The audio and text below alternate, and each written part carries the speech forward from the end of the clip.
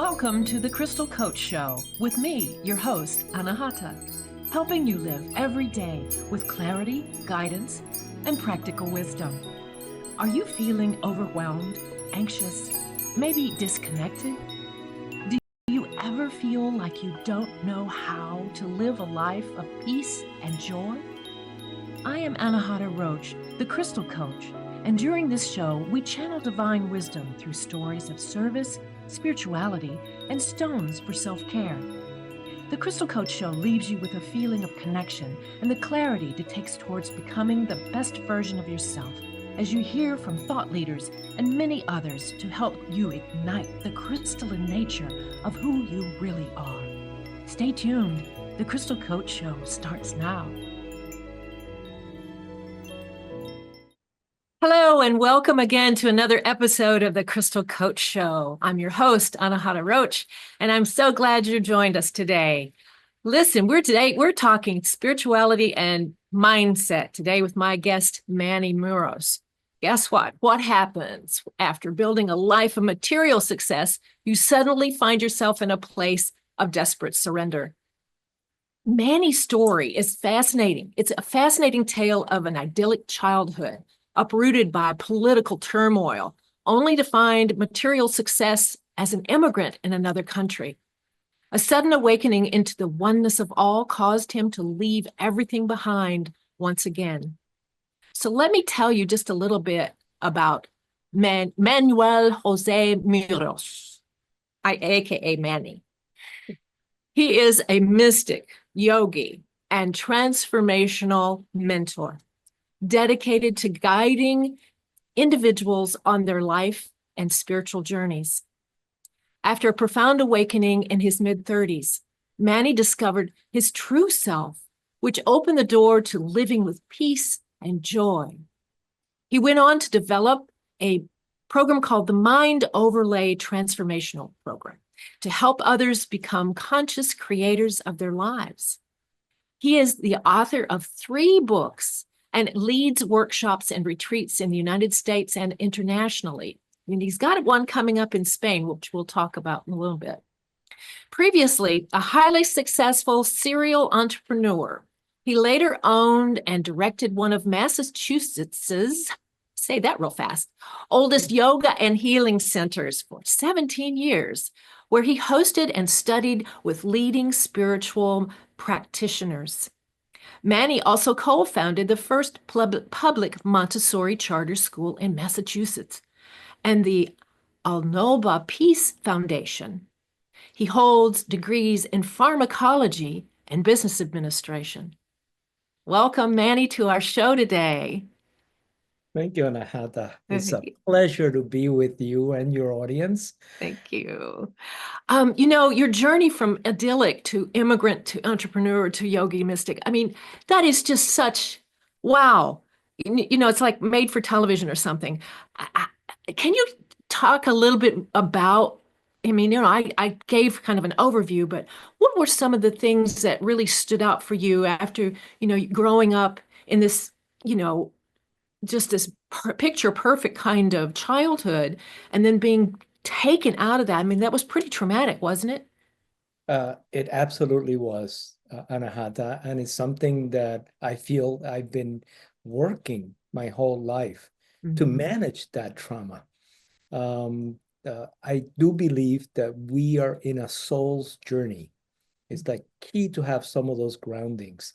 So if we look at our past, it's truly informing what we're here to do. And if I look at my past, it's been a lot of teaching about non-attachment. I've had this beautiful aspects of my life, and then they've all dissolved. And again, Cuba, couldn't have been a greater paradise in all ways, from loving family to a beautiful, bright and colorful landscape. It's just vibrant. And we had to leave because of the revolution in Cuba as a child. And when I arrived in New York City, or just on the outskirts of it, gray and no trees, and it was just such a contrast.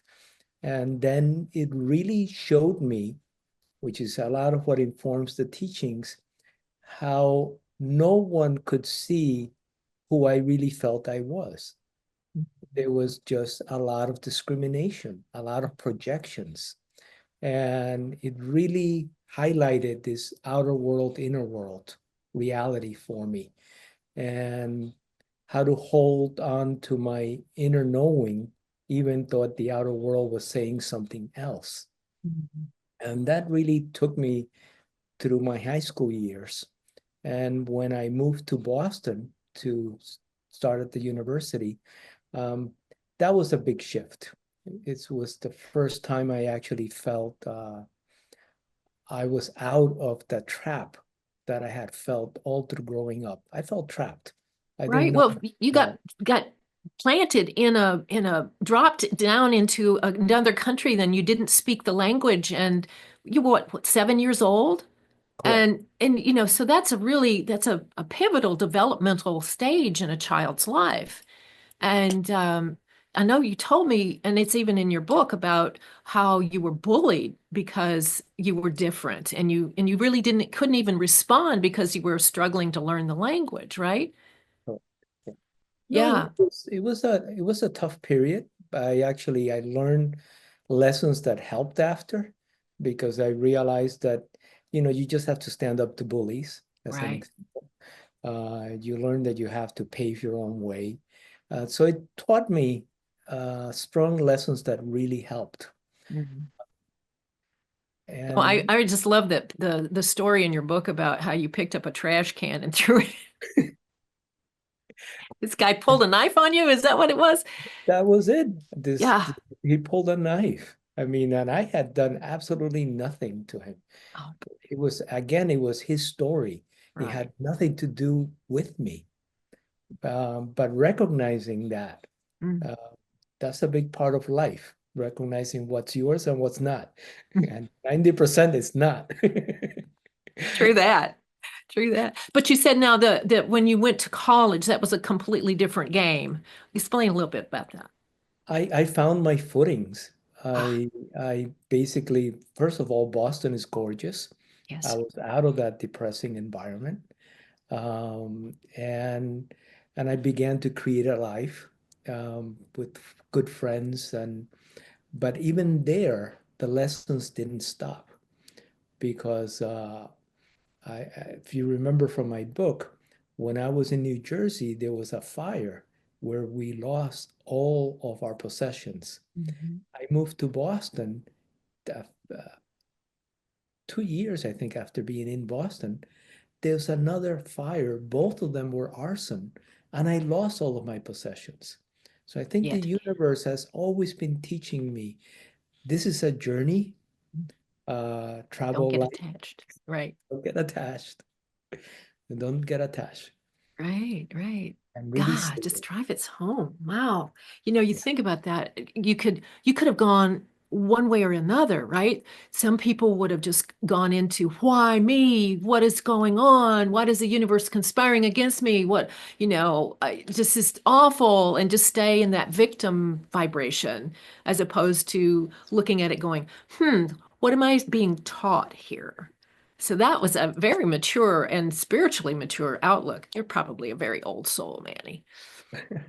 I've been told I am. Yeah. Yeah. But no, at first I did have a bit of that victim. I had to grow through that. I Mm, felt my childhood had been stolen, and I was fighting with reality for a while, until I learned the surrender. And yeah. that just makes all the difference. Um, yes. So Yeah. So tell us a little bit more about, so after you got your degrees, were you going to be a pharmacist? Is that why you studied pharmacology? I study pharmacology, because I thought I wanted to be a medical doctor, as is my sister and my brother-in-law. Oh, and so that was kind of like a That was a safety, pre-med kind of a thing. pre-med safety, except that it was a 5-year program. Mm, And we did rotations at the hospitals. But through that program, I realized I didn't want either. mm, I didn't want to be a pharmacist, and I did not want to go to medical school. I kind of received that opening of wanting to be an entrepreneur. I got involved in a business during college that was just a lot of fun, and we made money. Mm. And I was like, this is where my family actually has always been. They've been business people. Right. So I kind of chose that that's in the direction I wanted to go. Not sure what that would be. Just the independence. Yeah. But the story of how you took that step in and make that decision to follow kind of your family's tradition of being in business, but you were able to then turn that one business into a bigger business and then shift to another business and make that big. And so eventually ended up creating the life that you had as a child, the idyllic, beautiful home and on this large amount of property. And you were living, you recreated what you remembered from your childhood by through your success in the material world, right? Correct. I mean, And then that it all kind of crumbled it all away. crumbled.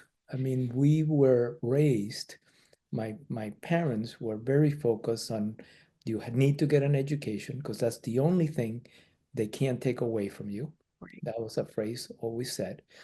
And yes, and needed to rebuild the life we had lost. And and quite young that came to be. Mm. Except it really also felt like a game of cards because as an entrepreneur, you're a glorified gambler. Yeah. All the chips are on the table, Yes. and you keep rolling the dice. And I had a very good streak until it wasn't. Mhm. And that was the biggest gift. I always joked, and again, we're going back to the 80s Yeah. when money was money, not like the silly money we're seeing now. Uh, I always joke that it was a bargain. It only cost me $1 million to become awakened. Uh, that's great. And Um, my own definition of awakening, which let's no, I not put mean, any label on that. Yeah. no, I think it's a Yeah. pretty profound thing is that you felt called to when you were in this pit of despair to go sit in a church. Oh, Just yeah. no, but not during the service, but just sit and just say, ah, I surrender. Yeah, I don't know what to do. Right? That's Slowly. And one other phrase, which I think was key, because I said, God, I know a lot about you. I want to know you. I don't want to know about you. And I think that that was was the such key. a powerful statement, which came from deep inside of me. It wasn't an intellectual comment, it was an emotional comment. Like, I'm done with this crazy world. I actually want to be in your world, as I understood it then. And this amazing peace just arrived. I was like hugged at a deep, deep level. And from that moment, I felt that it was all going to be okay. I had no idea how because nothing had changed in the outer world, but something shifted inside. And I called that was part of my first book, The Other Side of Me, because in that day, I discovered the authentic side of me. It's so beautiful. I mean, I can relate to what you're saying about how the presence of God, spirit, universe, whatever, angels, whatever you want to call them, that presence wraps around you Oh, in a time of despair like a big blanket, like a hug. I had that when my husband went through a quadruple bypass, and I was at work because that was the only thing that was keeping me sane. right. But the OR nurse had my direct line, so she was calling me and giving me updates, and I was very nervous about it, and obviously, but she called me and she goes, "It's going great. He's now on the heart and lung machine," which I knew meant his physical heart had been stopped Right. and he was being kept alive by technology, right? And that I had this moment of abject fear and grief, and I mean, just all wash over me. And in that second, all of the prayers of everybody else, all of the love of those on the other side came and wrapped their arms around me and hugged me. And I was like, I was at peace, just like what you say. I was at peace, and I knew everything was going to be all right. And I didn't worry about it for the rest of the day.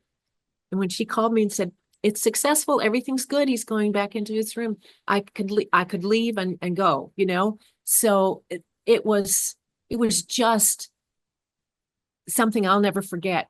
It was very, very profound. So I totally relate to what you mean about when you finally just say, I can't anymore. I'm just, I'm at my lowest point, and ask for help. It comes. It And comes, and I yeah, it think comes. yeah, and in our life's journeys, I think we are put through that pressure cooker so that we do break through the stories of our minds, through that identity we have created, that false identity, and we actually get to snap and come into it. What was interesting for me is because my storm didn't end. I was in the middle of the storm and I felt the peace. Then I was Yeah. completely driven to how do I make that peace permanent? Uh, how do I remain in that um, with my inner universe, as I call it, not at that time, uh, with my inner universe as calm and as stable as possible, no matter what is happening in the outer universe. There are two realities.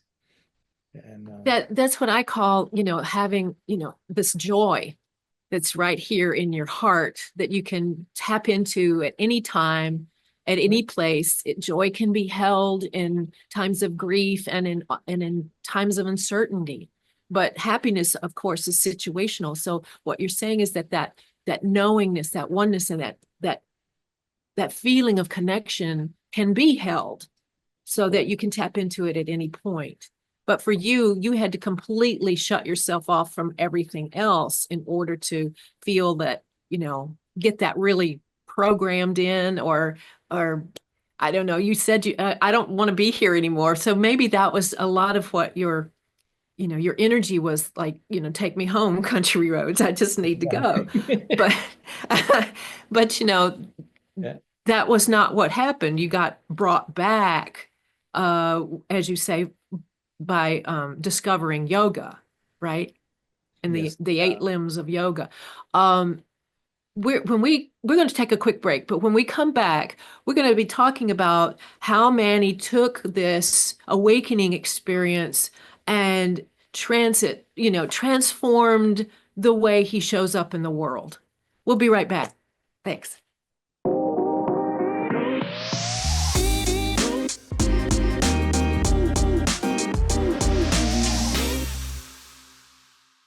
Welcome back to the Crystal Coach Show. I'm your host, Anahata, and I'm talking today with mystic and yogi and transformational mentor, Manuel Jose Muros. And we've just been talking about his incredible life journey up into the point in which he was awakened. And now we want to talk about the next thing that happened, the transformational aspect, from going from millionaire to mystic. There was a lot of steps along the way.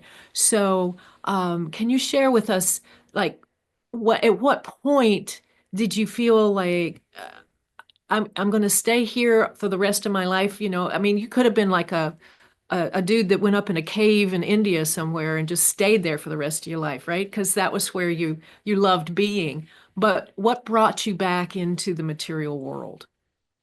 The Anahata was very tempting to be there, and I did travel through India, and I did almost anything that was available that could prove to me that I was spirit, and that was my real essence. And then I realized that part of the challenge was that I wasn't functional. I was living in another state of consciousness that really didn't work. And I still had kids and I had my family and I wanted to engage with them. So fortunately, the world of yoga showed me how to become embodied again. Mm. And I say this interestingly because a lot of folks do yoga to open up to their spiritual side. I had to start doing yoga so I could land and be in my body. And even all my yoga teachings through the years has been focused on how to embody, really how to be that bridge between the earthly plane and the spiritual plane because we inhabit in both. Once Yeah. we're open, we're clear that we live in these two realms are our homes, Mhm. and they have different needs, so that we do have to pay attention to what our mental body needs, what our emotional body needs, what our physical body needs, as well as staying truthful to our soul's journey. Um, I don't know if I got there with where you're leading me with your questions, but No, no, that's but fine. yeah, because I at first I was just this endless seeker. Mm. I wanted that next high. Uh, and then there was a moment where I realized for the last 10, 15 years, you've been calling yourself a seeker. That means you're never going to arrive. And I really had to pull back and say, drop the seeking and start being, who I have become, not always pushing that next level. And that was very helpful. It is kind of a kind of addictive though, the seeking aspect. It's like you become like the hungry caterpillar and just go nom nom nom nom nom nom. But at one point or another, you get full. It's like you're saturated.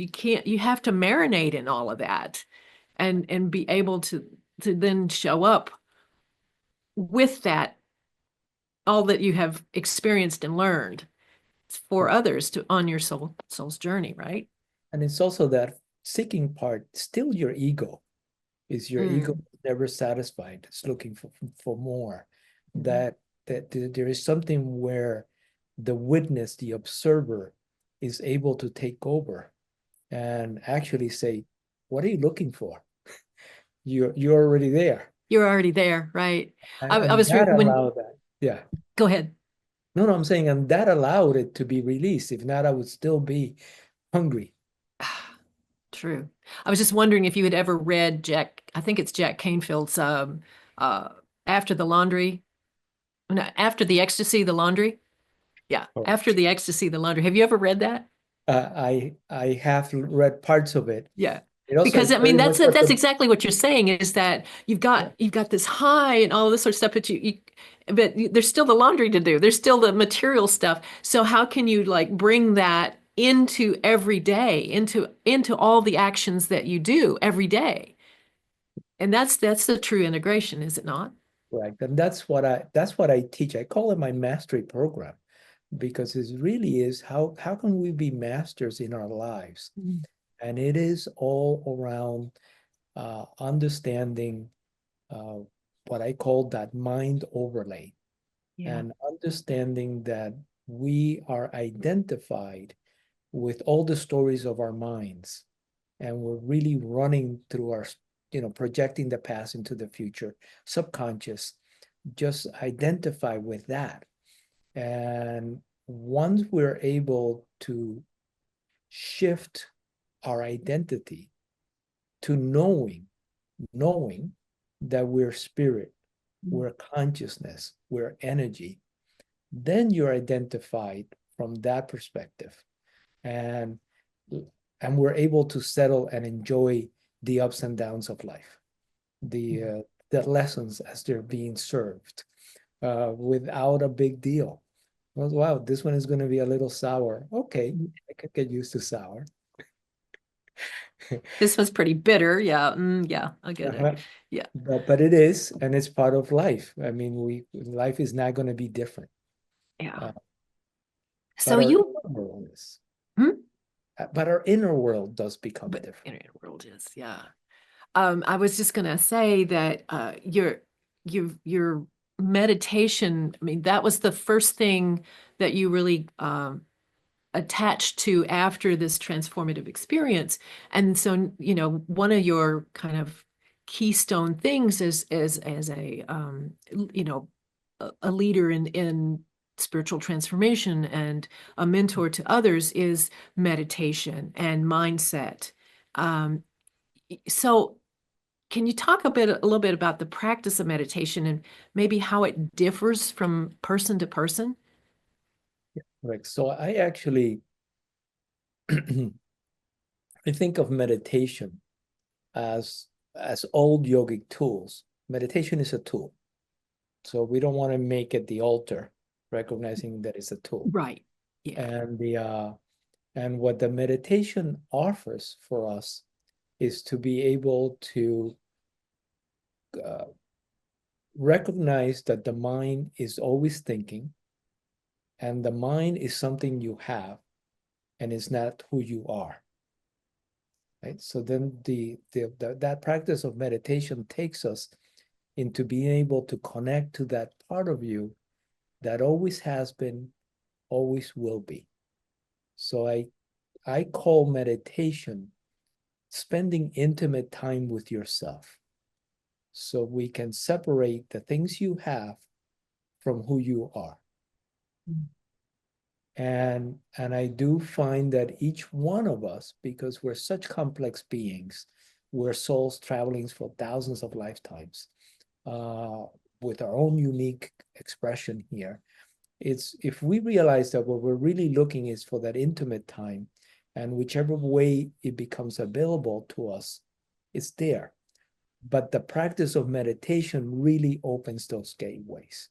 So I find without some sort of meditative practice is hard to really cultivate this inner sense of being. We can do many things that make us feel good and that brings peace to us. But the yogic path, the traditional path, is about awakening to your divine nature. It's not just about feeling good. There are many things I can do to feel good, but they're not going to open that next layer up. Yes, that's true. I was I find that it's interesting because I don't have a one thing to that one kind of practice. I sometimes listen to guided meditation. I sometimes just sit with music, binaural beats and stuff, just allowing myself to connect. But I find that there's times when I do something over and over and over again, and then it's like I'm tired of that, or it doesn't have the same effect as it did before, and I have to find a new way to reconnect. That does that make sense? It does. It does because we're evolving all the time. And some of the tools that we need at first, we don't need as much. And and again, is very interesting to observe ourselves, to look at why am I looking for something else? What am I going there? Because the present moment is the only moment that exists. Being able to drop into the present moment is the ultimate opening. And but again, we have the filters of our mind overlay. So it's not that easy. I don't buy a lot of the teachers that says, oh yeah, everything disappeared, because as much as as deep as I've gone, there's always been my personality that hasn't gone away. I can just put it on the side, but it doesn't go away. My mind never really gets quiet. My mind becomes focused on what's occurring. So there's a difference between having a silent mind and having a mind that's in the present moment, right now, having this experience with you without other distractions. Yeah. And again, for me, this is what we want to really expand. How deep can our awareness be so that we're fully present in this experience without adding anything to it? A story, a fear, a need to control, because the moment is perfect. Hmm. And so will be the next one by one. That's an interesting take on that. I mean, I understand that, there are things that our mind does when, like, for example, you're doing breath work and you get to this place where, you're in a more of a theta state. Mhm. And then, that's when the angels and the aliens and all of the other, you know, beings kind of come in and say hello and I saw Jesus or whatever. And but that's not what you're saying. Is that's really not where you're headed. That's a distraction, that your mind is like connecting that vibration that you're in with these mystical kinds of representations that the mind has is holding, right? So have you been in samadhi? Well, you said Yes, you went to India. So have you actually been to, I'm sure you did because you were in samadhi anyway. yes. Um, Yeah, before going, but then I actually was fortunate to meditate in the two caves where Ramana Maharishi spent the bulk of his life. that's right. That's And right. uh, and the intensity there was actually, to me, it was a funny story because I went in and I thought I was there forever, and I was conscious that other people wanted to also be there. So I came out, and I was basically told that you were there like a minute, and I entered that timeless space that I thought I was hogging the cave. And then when I came out, the I thought there was an earthquake happening. I actually hugged the side of the cave because I felt like, oh my God, what's going on? There's an earthquake here. I was having the earthquake. You were having the earthquake. My body was shaking so much. Yes, yes. Yes. It took me a while to actually be able to then hike down. Yeah. Yeah. Oh, I get that too. I've had those experiences where the energy is so the vibration is so high, it's like running 210 on a 110 body, and so your body just starts going blah. And so, safety first, lie down. Don't try to drive. I've tried to drive, that's like, nah, pull over. But yeah, those experiences are really disconcerting at first, but as your body adjusts to the higher frequency, the higher vibration that you can hold, then it's easier. It's just like, I don't know, anything that you practice long enough, then you get better at doing. So I say to my clients, I say that the practice of gratitude is actually a portal to joy. And because I had such an awakening kind of experience when I started doing that, and the next day I'm walking through the park and I'm looking at the trees, and I went, "Oh my gosh, everything's so alive today." And the tree said, "No, sister, you are more alive today." And I'm like, "What?" That was the beginning of my journey, but yeah. So that was so yeah, I totally get what you're saying about the the present moment. And it's so hard to keep the mind from pulling you off task or convincing you that it's something else and not what you're just Yeah, in the the mind moment has doing. taken, the mind has usurped us. See, Mm. the mind is analytical. The mind is there to support us in our journey. But what has happened is that we we lost that witness, I think, because of our complex societies. Mm. We just don't hold that much silence. And we actually start believing that the mind is who we are. I mentioned this before. This is a big thing. You think you're Anahata, and you're not. You're wearing Anahata's clothing to experience life from that perspective. But don't forget your real essence. And I believe that that's where the trappings happen.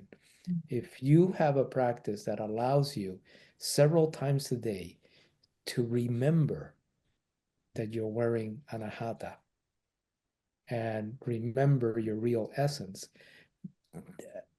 there's just a vibrational field that we then create that holds harmony, that holds peace with everything that's happening around your world. Is like the life functions as a vibrational game so that you find resonance all around the situations that you are. My experience has been that living within this vibratory state, there's just harmony wherever I go. That this harmony just doesn't fit. It doesn't work. And this is the big part. So instead of saying I need to fix the outer world, it really is how do I hold that vortex of energy open? How do I hold that peace and stillness within me? And wherever I go, I will be there. And therefore peace and stillness will be there. Because it's the other way around, right? If you're wherever you go, you take yourself and Right. you can walk into the most beautiful place and still chaos can follow a few minutes later. Right. Or you can see only darkness when it's a beautiful scene, kind of a thing. Exactly. There's a, what is that saying? Wherever you go, there you are. Right. Exactly. Yes, but it works in both directions, and we tend to think of it It's in the true. negative one. Yeah. I love it. Uh, if people are listen, if to the people that are listening to our conversation today, um, if they would like more information about how to work with you or just learn more about you, what what do you recommend they do? Anahata, I do have a couple of options. It's easy to actually, and I'll pull them out. I have three books that they describe different stages. So I will say the other side of me is it's it's 120 teachings from deep meditative place. When I was actually trying to understand love, what was harmony, from that divine energetic space. So I was just taking down notes because I I was just called to do that. And it I love also that book. has my life history as a Yes. little explanation. And that's the one I read and I loved it. So after that book came out, a lot of my students said, Manny, that's awesome, but you haven't said anything about how do we get there. Mm. And for the second book, I was really intentional. And it's called The Mind Overlay. And I actually see it as it's a tiny book, but it's condensed with the steps that I believe um, were most important in allowing me to have my transformation and then sustain that way of being so that it was key. And then the last book, The Oneness Within, basically came more as a reminder of the way I now look at life as a default, making sure that my mental, emotional bodies are actually happy, not just my physical. What do they need to be fed? So it's kind of like being the caretaker of this physical realm that I am embodying so that I can be functional and happy here. Um, so that's an easy way to approach. I have a mastery program on video that folks can begin, and then I do love the working with people directly. So Yeah, I I'm was going to say you've got a retreat coming up in Spain correct or later this year, right? in May, early May, Early May. Yeah. early May. So Yeah. if people are interested about that, they go to your website. Yes, they can go to my website, manueljosemuros.com, and it will, we are, again, the universe, how it sets everything up. So we're going to be in the Montserrat mountain range, and we're actually going to be doing a day hike. Hmm. Um, and then I found out that this is the 1000th anniversary of that monastery being built. And it's actually a big deal. I'm like, okay, no wonder I was drawn to do the workshop there. And I've now been talking with the guide that's going to do that. But the rest of the time, we're going to be in this 12th century Masia, overlooking the mountain range and doing, yoga, meditation, breath work, so that we can strip away and drop into that part of us that always has Beautiful. been. Yes. Beautiful. Okay, so we've got your books that they can go online and find. We've got your website, manueljosemuros.com. Um, and so I encourage you all, if you have any kind of connection with the soul that is embodied as Mhm. Manny Muros, to reach out and connect with him. Um, and actually, Manny, I was wondering if you might be willing to lead us or to do a little guided meditation for those of us that are just sitting here listening to you and just drinking up all your wisdom here. Um, if so, we're going to take a quick break, Okay, and when we come back, that's so you got some time to prepare. I just haven't sprung this on you, but absolutely. you're good with that? Okay, I'm great. good with that. Wonderful. Okay, so we're going to take a very quick break, and when we come back, we've got Manny doing a guided meditation for us for 5 minutes. So be sure to come back, and we'll see you on the other side.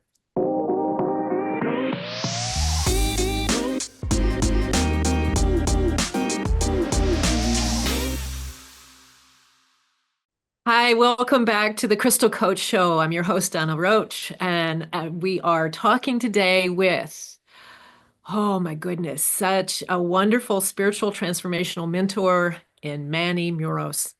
And Manny has agreed to give us a guided meditation, just a short one for 5 minutes. But I would encourage everyone who wants to listen to this to get still, to stop what you're doing. You can't be scrolling on your phone. You can't be, doing the laundry just right now. You can't be driving, these kinds of things. If you cannot stop what you're doing right now, I encourage you to come back and listen to this episode at a time when you can, so that you can really get full benefit of the meditative experience. So ground down, everyone, get comfortable, close your eyes, and Manny, you got it. Let's go.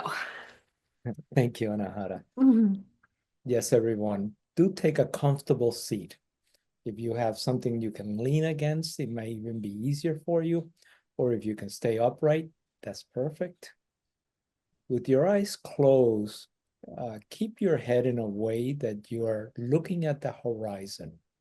So you're looking straight forward, not up. And feel your body in space. Notice that it's upright and it's aligned. And then begin to notice your breath. Notice the quality of your breath. Is the breath in the belly, in the chest?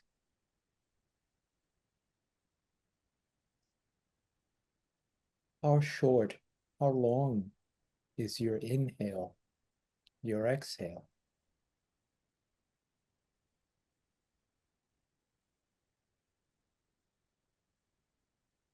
Now I'll invite you to guide the breath a little bit by breathing from the belly first. So when you inhale, allow the belly to expand first, and then continue inhaling into the middle chest, into your upper lungs. When you exhale, exhale from the belly first, and exhale to emptiness. So at your own pace, breathing from the belly,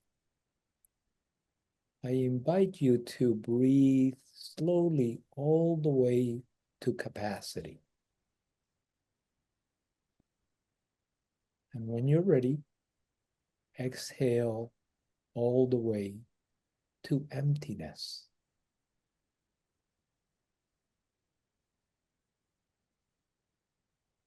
Just take a moment to savor that.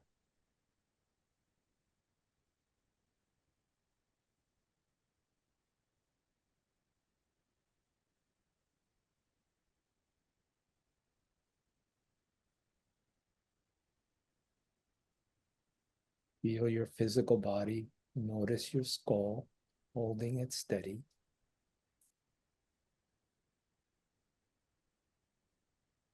Release your jaw.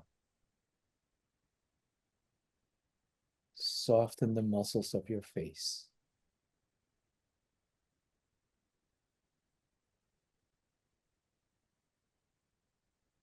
Keep your mind steady with the sensations of your body.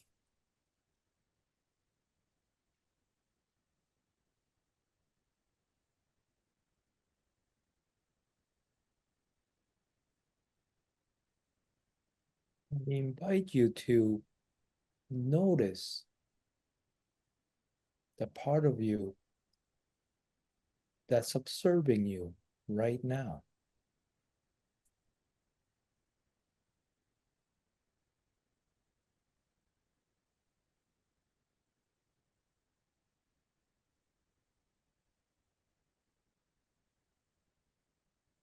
Who's noticing your breath?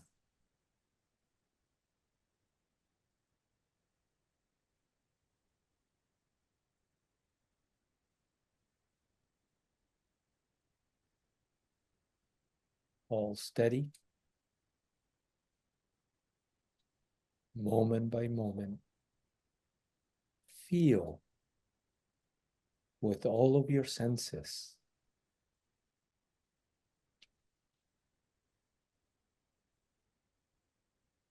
Notice the coolness of the inhale at the tip of your nose,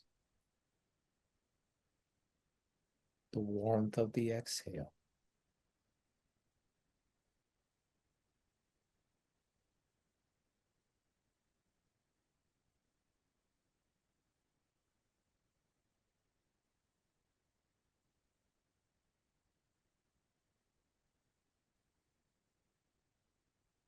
And when you exhale again, I'd like you to release deeply.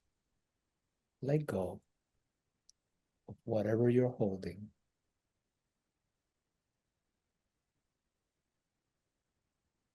And with the next inhale, recognize that it's a new beginning. Every exhale is a letting go.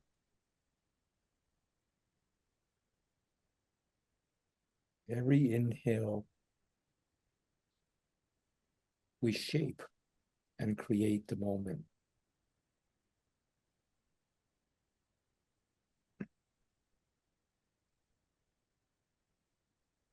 I'm going to be silent for just a few seconds.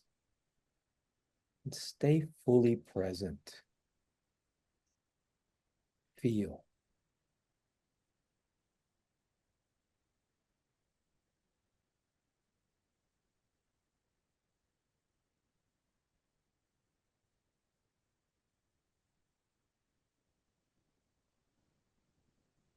When you're ready,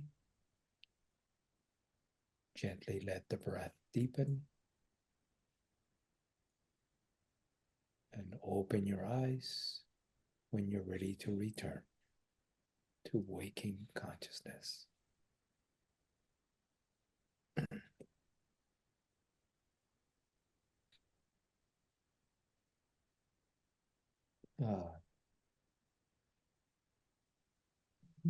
Just notice the silence that shows up.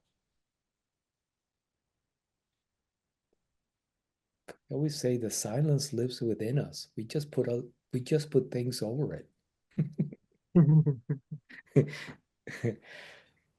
True.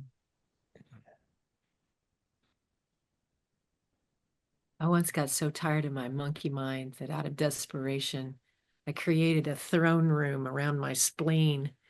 And I said, okay, ego, get out of my head. You're supposed to reign over the body. There's your sovereign kingdom. Go sit on this throne room and leave me alone. And I finally convinced her to go down there and sit. And I had tricked it out with gold and all these crystals and rubies and precious stones and ermine. And I mean, I pimped it.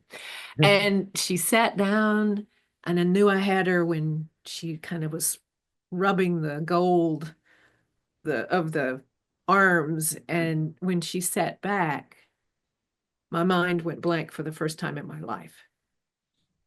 Yeah. There wasn't any chatter. Right. And I'm like, whoa, this works. So it's a man, but yours is much more of a focused it's a focused effort to get your body to be present. And in that, it's like your mind follows what your thought is to do. And Right. so if you're focused on all of your senses and focused on the sensation of the breath, then the mind is quiet because it's focusing on that. Yeah. Yeah, it's here. It's here where reality is happening. Instead of creating havoc by throwing stories at us. Yeah. And it's a practice, and that's mindfulness. This is the beginning in the yogic context of meditation. And once you are able to have that sustained way, then we get more into the insight meditations, which is it's really when we're present, analyzing things that are important, the big picture questions. Yeah. Manny, that took us all the way up to the top of the hour. And so if you would please share what you would like to offer our listeners today really quickly, we can wrap this up. Oh, absolutely. If anyone is interested, I am happy to have a one-on-one consultation with you, a conversation. In a sense, whatever might have interested to you, I'm hoping to chat about. I have found that we think that our lives are very different and challenging, and over the years, we're more alike than you think. And actually, really being able to process that is really helpful. You can reach me through my website, or you can email me through the website, or just email me directly at mannymuros@gmail.com. Either one works. And Beautiful. Thank you, Manny. Thank you so much. This has been wonderful. Thank you. So that's another episode of the Crystal Coach Show. Join us next time, next month, third Monday at noon. I'll see you then. Ciao for now. Thank you. Blessings. You have been listening to the Crystal Coach Show, helping you live every day with clarity, guidance, and practical wisdom. With me, your host, Anahata. Tune in every first and third Monday at 10 a.m. Pacific Time on transformationtalkradio.com, where we channel divine wisdom through stories of service, spirituality, and stones for self-care. Feel connected and reside in the vibration of love on The Crystal Coach Show. For more information and to become the best version of yourself, visit thecrystalcoach.com. That's thecrystalcoach.com. See you next time.